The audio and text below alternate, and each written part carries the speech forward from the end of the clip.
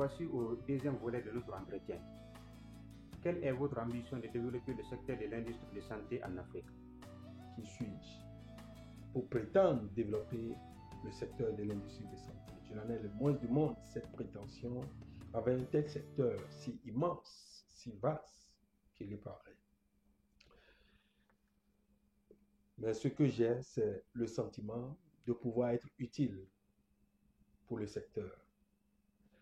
L'industrie de santé, en effet, est composée de sous-secteurs, à savoir l'industrie pharmaceutique, le secteur des dispositifs médicaux ou les équipements médicaux, il y a la biotechnologie médicale, il y a également les soins primaires et hospitaliers, etc. L'industrie de santé est un secteur d'avenir pour l'homme, c'est-à-dire pour les professionnels du secteur, pour les étudiants, pour les entreprises.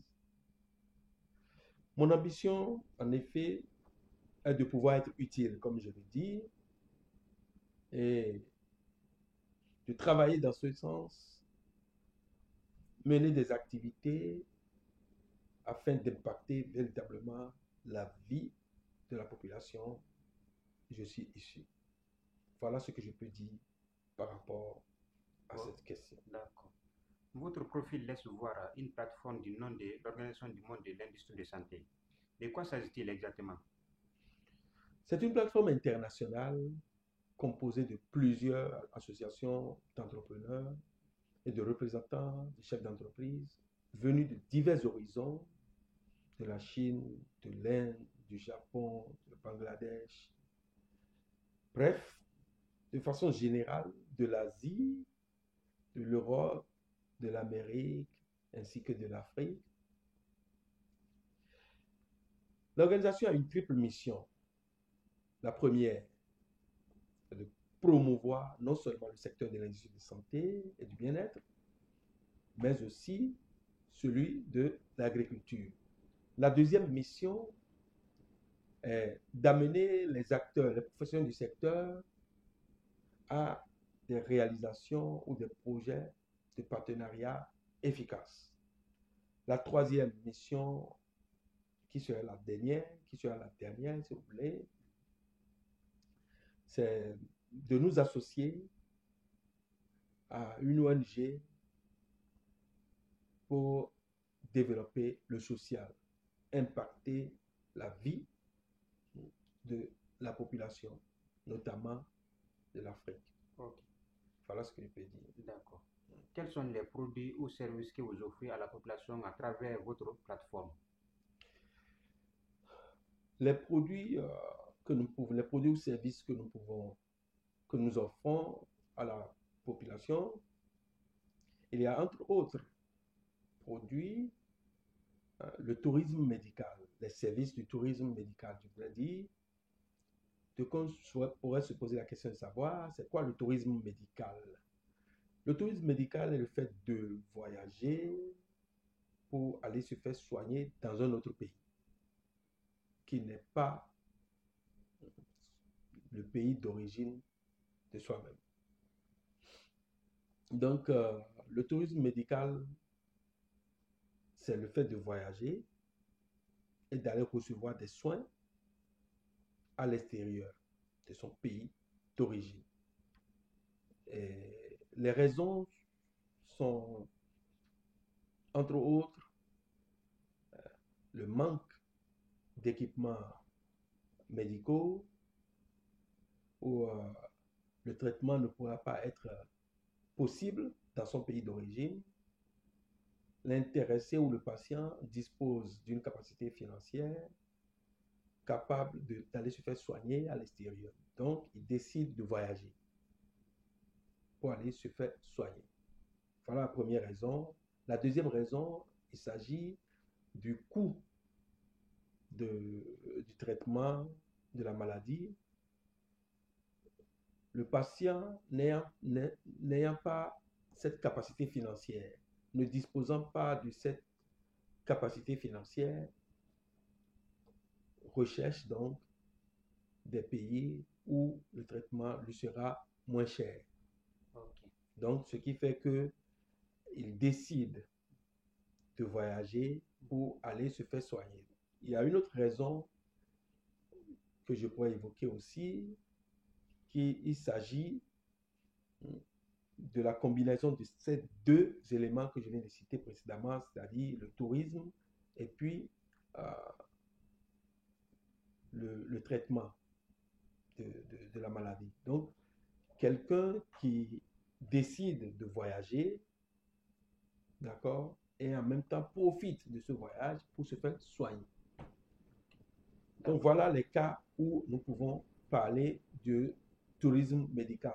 Donc, nous offrons ce service-là. En dehors de ce service, il y a également, on pourrait parler des services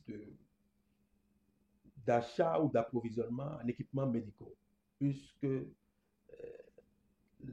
il y a des pays qui existent qui ne disposent pas de ces équipements, des dispositifs capables de traiter des patients. Donc, nous offrons des services dans ce sens. Il y a également un autre service et d'autres services tels que les essais cliniques, les services d'essais cliniques.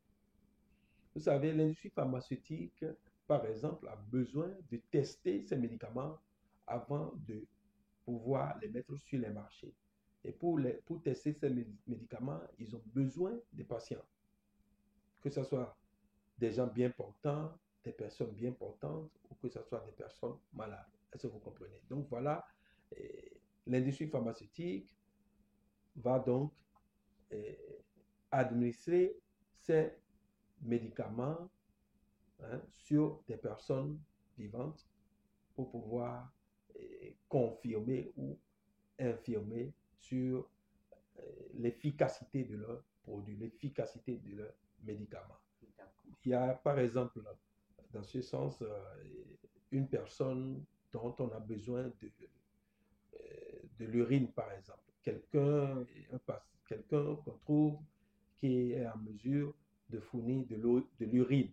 Est-ce que vous comprenez? Pour voir ce qu'il y en est, on va faire un traitement pour voir ce qu'il y en est. Juste un exemple que je donne pour illustrer. Voilà, le vaccin aussi est un produit qu'il faut tester d'abord avant de pouvoir mettre ça sur le marché. Donc, nous avons également comme service, je voudrais finir sur ce point, nous avons également, en dehors des essais cliniques, des services d'essais cliniques que je viens d'évoquer tout à l'heure, il y a également l'organisation ou co-organisation des événements tels que des conférences ou des expositions internationales. Il y a aussi la représentation. Il y a de ces entreprises, beaucoup d'entreprises qui veulent aller sur certains marchés, mais elles n'en ont pas la capacité ou bien elles n'en ont pas les moyens. Nous pouvons toutefois les représenter, par exemple, en Chine, aux États-Unis, en Europe. Vous comprenez, ces entreprises s'intéressent à des marchés spécifiques et elles sont à la recherche des représentants. Donc, voilà les quelques services que je peux évoquer. D'accord, merci. Est-ce que vous avez besoin des investisseurs ou voudrez-vous fonctionner seul? Absolument, nous avons besoin des investisseurs. Plus nous avons des investisseurs, plus nous allons nous faire connaître et plus l'entreprise va s'agrandir, va se développer, si vous voulez. Donc, je profite de cette occasion pour lancer un appel à tous ceux qui sont intéressés pour connaître davantage de notre plateforme, de se joindre à nous, de nous rejoindre pour que nous puissions travailler la main dans la main, pour que nous puissions impacter ce qui constitue en quelque sorte un défi à tout le monde. Vous voyez, la maladie, personne ne peut vivre dans ce monde et se dire qu'il ne tombera pas malade. Est-ce que vous comprenez? Donc, tout le monde est susceptible hein, de tomber malade. Est-ce que vous voyez? Donc, nous pouvons donc travailler dans ce sens. D'accord. Merci, docteur. Pour terminer, du point de vue de l'existence légale, que pouvez-vous dire concernant votre plateforme? Notre plateforme existe au niveau fédéral, c'est-à-dire dans n'importe quel État, nous pouvons mener nos activités sans inquiétude. Est-ce que vous comprenez? Que ce soit à New York, que ce soit à Pennsylvania, que ce soit à Washington, D.C., que ce soit à Atlanta, en Californie, nous pouvons mener nos activités sans aucun problème, puisque nous existons légalement. Nous sommes enregistrés, même au niveau fédéral. Est-ce que vous comprenez? Donc, nous pouvons mener, nous envisageons même pour nous implanter à New York, c'est-à-dire avoir un bureau à New York, à Washington, D.C.